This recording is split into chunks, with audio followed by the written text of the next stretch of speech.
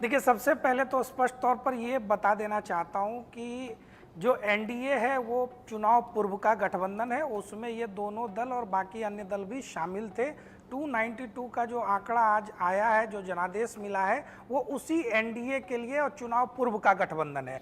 तो सभी दलों की और पूरे एनडीए की जिम्मेवारी है और हम लोग उस जनादेश को स्वीकार करके ही सरकार बनाने जा रहे हैं। आगे और कौन से दल और कितने अन्य निर्दलीय साथी भी उसमें जुड़ेंगे, वो देखने की बात होगी।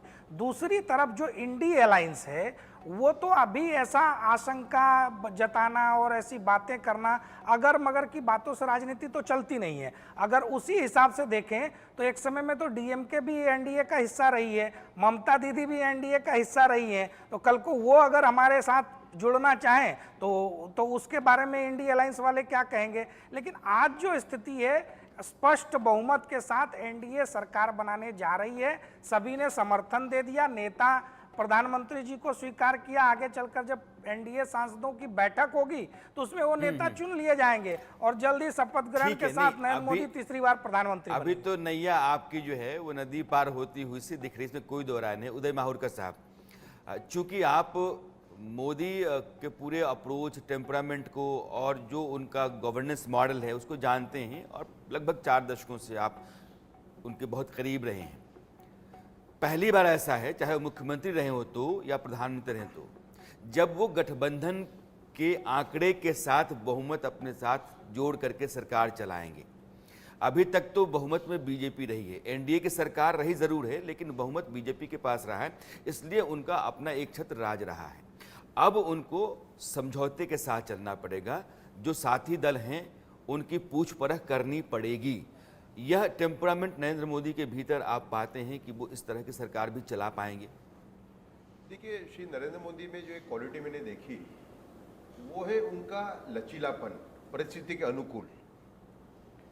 मतलब मैं स्पष्ट मानता हूं कि ये जो सरकार बनेगी नरेंद्र मोदी की, वो 5 साल पूरे करेगी और अच्छी तरह करेगी। कारण कि उनमें जो लचीलापन है, फ्लेक्सिबिलिटी है, वो एक बहुत ही ज़बरदस्त टाइप की, ये क्वालिटी बहुत कम लोग जानते हैं, जो उनको एकदम करीब से जानते हैं, जो जिन्होंने उनको देखा हुआ है दशकों से काम करते हुए। जैसे कि एक मैं आपको एक एग्जांपल दूं तो 2004 का एग्जांपल है। गुजरात के जो किसान थे वो आंदोलन चला रहे थे सरकार के सामने। ये जो पानी की जो मोटरें होती हैं पानी खींचने के लिए, उनके उसका जो दर है उसको कम करवाने के लिए, कि कम करो तो ज़्यादा पानी सिंचाई का ले सके। तो परिस्थिति खराब थी क्योंकि गुजरात के अंदर जो पानी का स्तर है वो नीचे चले गया था। अगर वो और अलाउ करते तो परिस्थिति प्रकृति के हिसाब से और भी खराब हो जाती।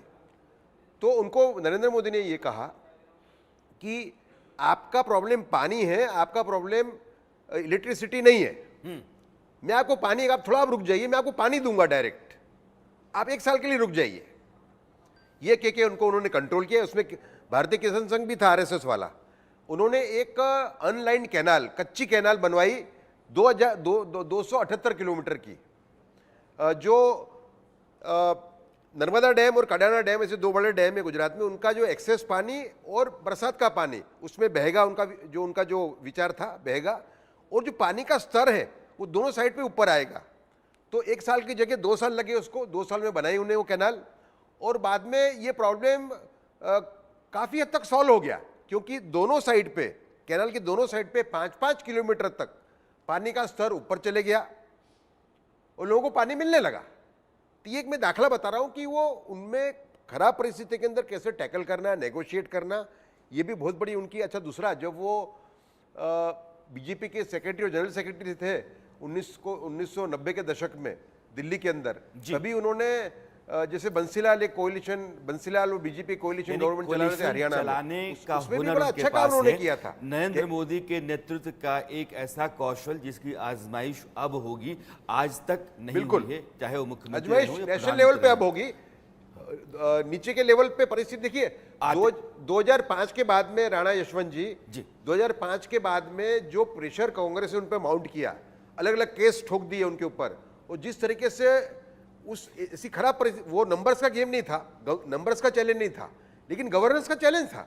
क्योंकि उनको तो जेल में डालने की बात चल रही थी। हाँ, लेकिन दोनों तो- स्थितियां अलग तो अलग हैं। उस टाइम पे उन्होंने दोनों जो सरकार स्थितियां चलाई अलग-अलग हैं। 4-5 साल तक अनुज बड़ा अच्छी अत्रे, तरह चलाई। अनुज अत्रे कांग्रेस के प्रवक्ता हैं, कांग्रेस के नेता।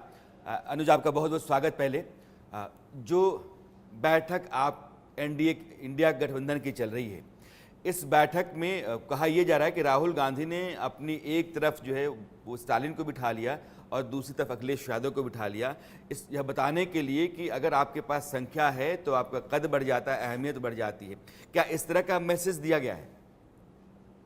देखिए, मैं इन बातों पे कुछ टिप्पणी नहीं कर पाऊंगा, लेकिन स्वाभाविक तौर पे अलायंस में जब भी अलायंस दलों की जब बैठक होती है तो निश्चित तौर पे जिनका जिस हिसाब से भागीदारी होती है, संख्या होती है, जो उस हिसाब से प्रोटोकॉल के हिसाब से उनको बैठाया जाता है। वो सीएम है, एक सीएम है, एक फॉर्मर सीएम है, चीफ मिनिस्टर हैं, उस हिसाब से उनको बैठाया गया है।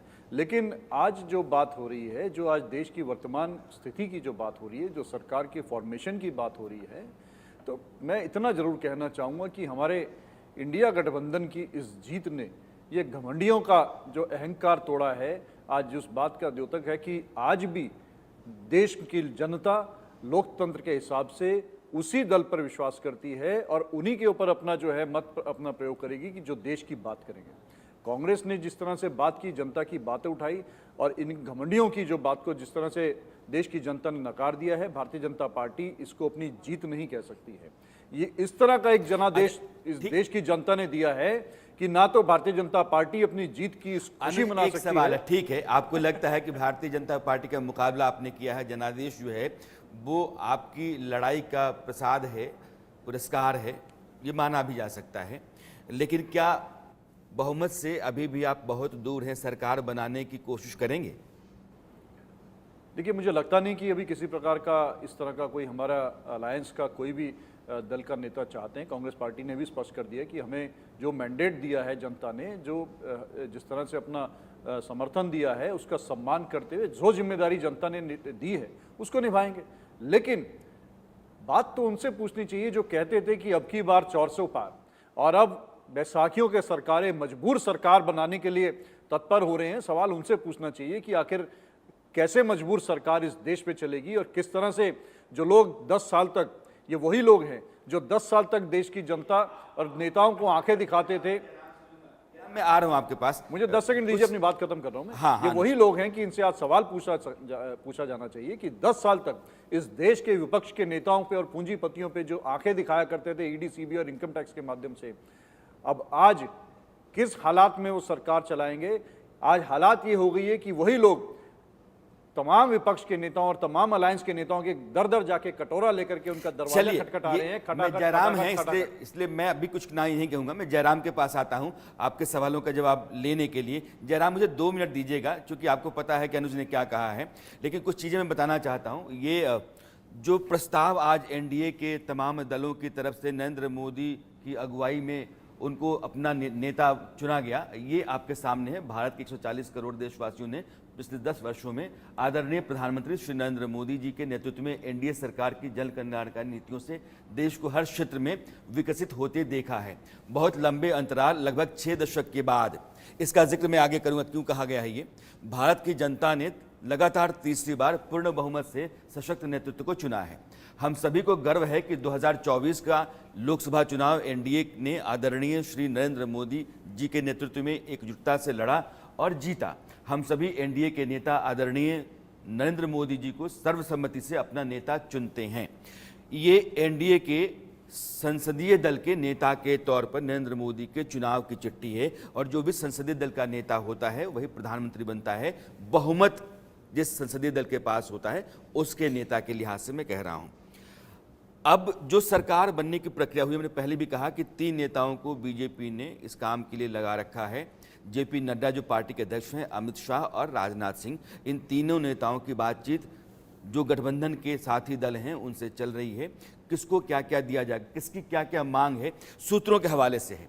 ये मैं आपको फिर से बताना चाहता हूँ। अंदर खाने की जो खबर है, इसमें टीडीपी जिसके पास 16 सांसद हैं, 6 मंत्रालय मांग रही है, और जेडीयू नीतीश कुमार की पार्टी है, 12 सांसदों के साथ 3 मंत्रालय उनको चाहिए।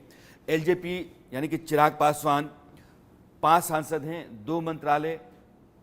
हम जीतन राम मांझी की पार्टी है, खुद वो अकेले सांसद हैं। एक मंत्रालय की मांग उनकी भी है, शिवसेना शिंदे गुट। एकनाथ शिंदे जो महाराष्ट्र के मुख्यमंत्री हैं, उनकी पार्टी 7 सांसदों के साथ है, 2 मंत्रालय की मांग कर रही है। और आरएलडी जयंत चौधरी 2 सांसद जीत करके आए हैं और उनको 1 मंत्रालय चाहिए। ये अंदर खाने की खबर है। और इसी के आधार पर बाकी भी साथी दलों की मांग अपनी होती होगी सरकार बनाने के लिए। तो सरकार की रूपरेखा क्या होगी, किसको कितने मंत्रालय दिए जाएंगे, सरकार में हिस्सेदारी किसकी कैसी होगी, इस पर चर्चा चल रही है। और यह सरकार 8 जून को शाम को शपथ ले सकती है।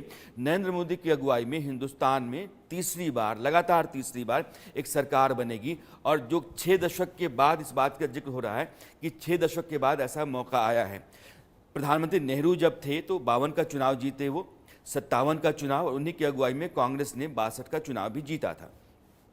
उसके बाद से कभी किसी भी प्रधानमंत्री ने लगातार 3 दफा चुनाव जीत करके अपनी पार्टी को सत्ता में लाने में कामयाबी हासिल